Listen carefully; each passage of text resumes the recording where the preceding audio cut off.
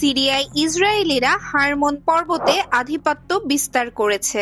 বাশার আল আসাদের পতনের পর সিরিয়ায় আধিপত্য বিস্তার করতে শুরু করেছে ইসরায়েল। গত সপ্তাহে সিরিয়ার সীমান্তের বাফার জোনের পর হারমোন পর্বতের সিরীয় অংশ দখল করেছে ইসরায়েলের প্রতিরক্ষা বাহিনী। যদিও ইসরায়েলি কর্মকর্তারা দাবি করেছেন তারা স্থায়ীভাবে পর্বতের দখলে থাকবেন না। হারমোন পর্বত কৌশলগতভাবে অত্যন্ত গুরুত্বপূর্ণ, কারণ এটি ওই অঞ্চলের সবচেয়ে উঁচু স্থান, যার উচ্চতা 2814 মিটার।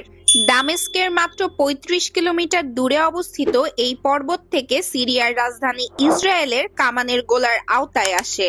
1967 সালে আরব ইসরায়েল যুদ্ধের পর ইসরায়েল সিরিয়ার গোলান মালভূমি দখল করে এবং 1974 সালে সিরিয়া ও ইসরায়েলের মধ্যে একটি নিয়ন্ত্রণ রেখা প্রতিষ্ঠিত হয়। গত 50 বছরে এই রেখা অতিক্রম করেনি ইসরায়েল।